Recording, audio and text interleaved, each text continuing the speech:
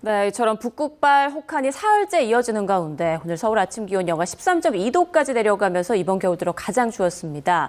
최근 기후변화로 겨울에 기온 널뛰기 현상이 자주 나타나고 또 극한 한파가 장기화하는 특징을 보이고 있어 우려되는데요. 여기에 겨울 산불도 잦아지고 있습니다. 기상재난 기자와 자세한 내용 짚어보겠습니다. 정혜훈 기자 나와 있습니다. 안녕하십니까? 네, 안녕하세요. 네, 이번 한파 정말 만만치 않습니다. 조금 전 한강이 얼어붙은 걸 봤는데 바다도 얼었다고요? 네, 맞습니다. 오늘 아침 기온이 그만큼 또 많이 떨어졌습니다. 서울 기온이 영하 13.2도까지 떨어졌고요. 체감 온도는 영하 20.1도를 기록을 했습니다. 지역별로 좀 보면은 은평구가 영하 16도였고요. 그리고 중구와 동작구 등 기온이 영하 15도 안팎이었는데 특히 오늘 제가 아침에 보니까 중구 예장동 기온이 체감 온도가 무려 영하 24도까지 또 떨어졌더라고요. 네, 그렇다 보니까 오늘 앞서 보셨지만 저희 기상캐스터 그리고 기상기자 모두 전부 다 현장으로 총 출동을 했습니다.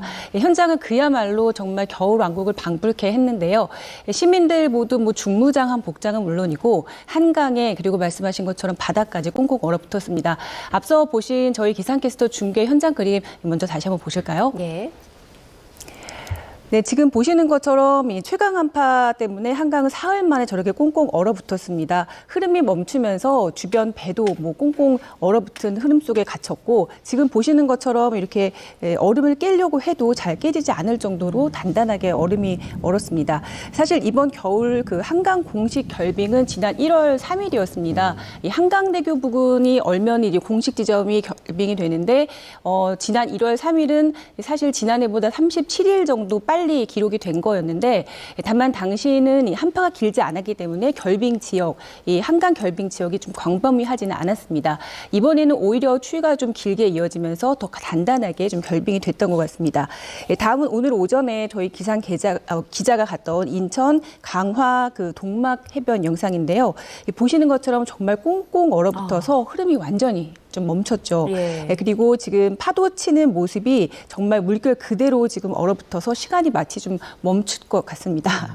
네, 추위가 좀 길게 이어졌기 때문에 이런 한파가 이룬 자연의 좀 풍경을 좀 주변에서 좀 사진으로 담는 그런 분들도 화면에 담겼더라고요. 네, 아까 전에 중구 예장동이었네요. 체감 온도가 영하 24도. 네, 맞습니다. 정말 그냥 장난이 냉동고 아니에요. 한파라고 할 수 있죠. 네, 지금 이번 추위가 근데 그럼에도 불구하고 오늘 끝이 아니라고요.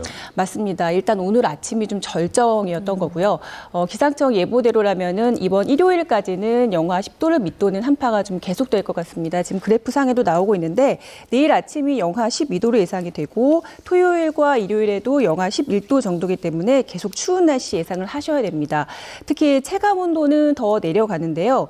보통 체감 온도를 좀 산출하는 공식에 따라서 좀 계산을 좀 해보면 영하권일 때 초속 2m 정도의 바람이 불면은 체감 온도가 좀 실제 기온보다도 약 2, 3도씩 빠르게 떨어지는 경향성을 보입니다. 특히 찬바람이 강한 날은 이 피부의 이 열을 대기 중으로 좀 빠르게 빼앗기기 때문에 체온 조절 자체가 좀 힘들어집니다. 따라서 방한 용품을 좀 철저히 준비해 주시는 게 중요한데 먼저 이 목도리와 장갑을 할 때는 이 따뜻하게 좀 제대로 좀 감싸주시는 게 좋습니다. 그쪽으로 혈관이 좀 많이 지나기 때문에 체감 온도가 제대로 이제 목도리를 감싸주시면 3도에서 많게는 약 5도까지도 올라가는 효과가 있다고 합니다. 또 방풍 의류도 중요한데요. 이 바람이 초속 2m 이상 불 때는 평상시에는 나무가 좀 흔들릴 정도의 바람인데 찬바람이 가세하게 되면은 또 상황이 달라집니다.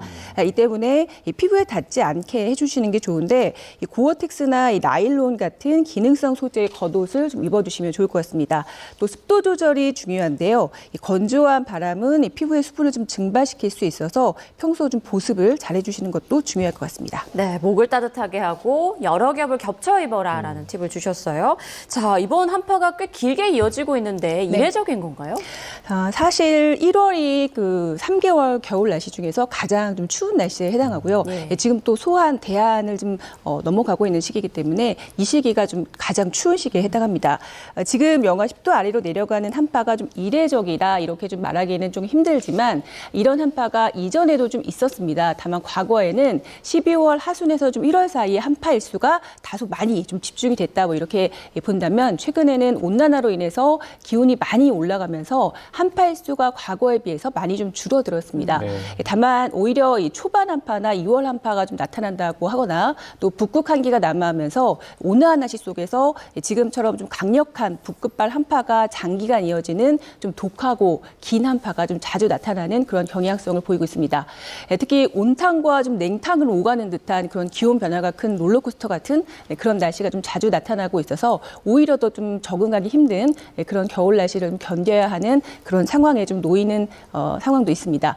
통계 자료를 좀 준비를 했는데요. 지금 보시면 이 서울 아침 기온이 영하 10도 아래로 떨어졌던 장기 한파의 사례입니다. 2011년과 16년이 8일 이상, 그리고 2011년과 2000년 6일 이상의 한파가 이어졌던 사례인데요.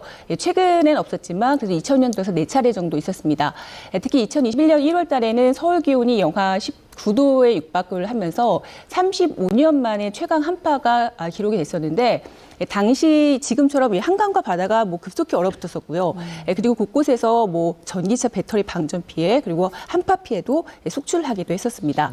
이 기후 변화로 온난화가 좀 더 강화되고 있는 경향을 보이고 있어서 전반적인 겨울은 온화해진 반면에 한 번 추위가 오면 좀 독하게 오고 또 말씀드린 것처럼 롤러코스터 같은 그런 날씨가 이어지고 있는 셈입니다. 네. 이렇게 추운 와중에 산불 소식도 잦습니다. 지난 밤이죠. 전남 광양이랑 부산 기장에서도 산불이 있었는데요. 네네. 겨울 산불이 잦은 것도 한파에 영향이 좀 있습니까? 그렇다고 볼 수는 있는데 일단 산불의 원인 중에서 가장 큰 원인은 실화입니다. 입산좌 실화 그리고 산림 주변에서 이 소각으로 인한 그런 실화가 가장 큰 부분을 차지합니다. 다만 최근에는 예년보다 좀 겨울이 그러니까 겨울철에 좀 일찍 산불이 시작이 되거나 좀 큰 산불이 나타나고 있는 건요. 이례적인 그런 돌풍 그리고 기후 등 온난화와 좀 맞물리는 이 기후 변화의 원인도 좀 있어 보입니다.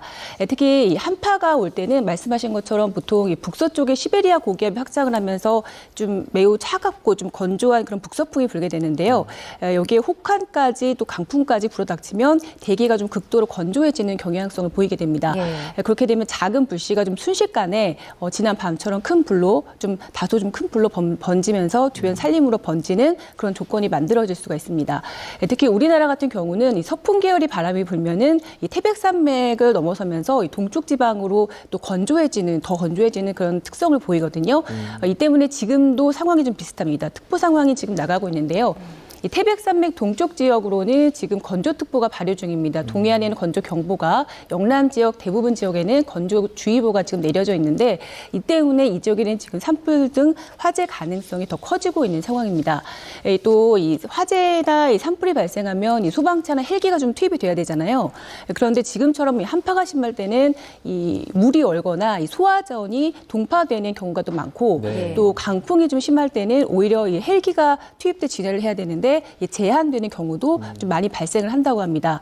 특히 이번 한파가 좀 장기화되고 있어서 이 산지 같은 경우에는 오히려 대기가 또 바짝 또 산지가 또 바짝 메말라 있는 경우가 있는 상황입니다. 아침에 제가 산불 통계를 좀 물어봤는데 예전에 봄에 집중되던 산불이 이제는 좀 1월 혹한기로도 확대를 하고 있어서 이 산불이 연중화하는 현상이 뚜렷해지고 있다고 합니다. 올해 1월 이후에 발생한 산불이 어제 밤 사이까지 합쳤더니 26건이라고 하더라고요. 그러면 이미 하루에 1건 이상의 산불이 발생을 하고 있는 셈입니다.